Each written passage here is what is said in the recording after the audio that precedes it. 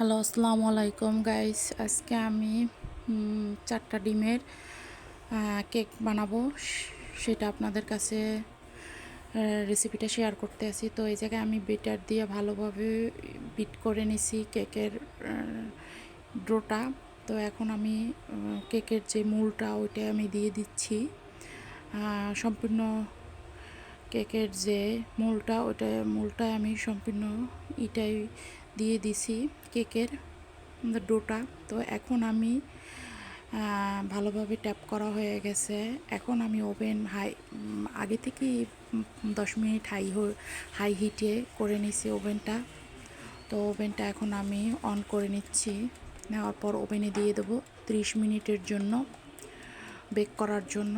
তো বেক 30 মিনিটের জন্য আমি হাই হিটে বেক করে নেব। হাই হিটে না, নর্মাল হিটে আমি বেক করব, যেহেতু কেক। তো ওই জায়গায় নর্মাল হিটই দিতে হবে। স্পঞ্জ কেক, যেহেতু ভ্যানিলা স্পঞ্জ কেক, তো সেই জন্য এখন আমি ওভেনের ঢাকনাটা দিয়ে দিচ্ছি। আলহামদুলিল্লাহ আমার কেকটা পারফেক্টভাবে হয়ে গেছে।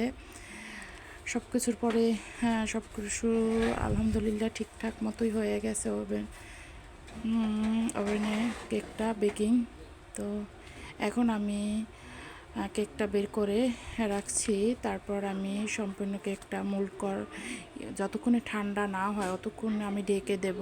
ঢেকে দেওয়ার পর এখন আমি ঠান্ডা হয়ে গেছে অলরেডি। তো এখন আমি চাকুর সাহায্যে ভালোভাবে স্লাইস করে নিয়েছি আগে থেকেই। তো এখন আমি দিয়ে দিচ্ছি, স্লাইস করে কেটে নিতে আসি। পর্যায়ক্রমে পিস পিস করে কেটে নিচ্ছি, যেহেতু 2 পাউন্ডের কেক। তো সেহেতু আমার কেকটা ভালোভাবে বেক হয়ে গেছে। এখন আমি ভালোভাবে স্লাইস করে কেটে নিচ্ছি।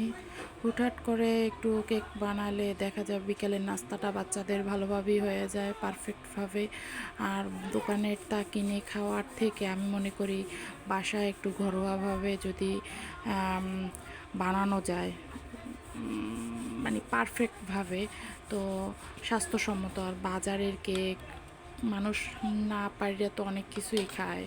তো বাজারের কেকটা আমার মনে হয় কি নিজের হাতে তৈরি করা sponge cake, vanilla sponge cake আর বাজারের কেক অনেক আকাশ পাতাল ব্যবধান। তো আমার হাতে বানাইছি, আমার বাচ্চারা খাবে। তো যাই হোক, আপনারাও এরকম হুটহাট করে একটু কেক বানিয়ে নেওয়ার চেষ্টা করবেন বাচ্চাদের জন্য। দেখবেন বাচ্চাদেরও ভালো লাগবে এবং নিজেরও খুব ভালো লাগবে। কেকটা পারফেক্টভাবে হয়ে গেছে আমার, আলহামদুলিল্লাহ। ন্যাচারাল, একেবারে পিওর মনে হয়।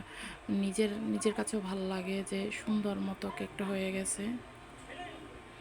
একটু হয় নাই, পারফেক্টভাবে মানে দেখলে মনে হয় যে একটা ইউনিক কালার, ইউনিক সব কিছুই হয়েছে আলহামদুলিল্লাহ।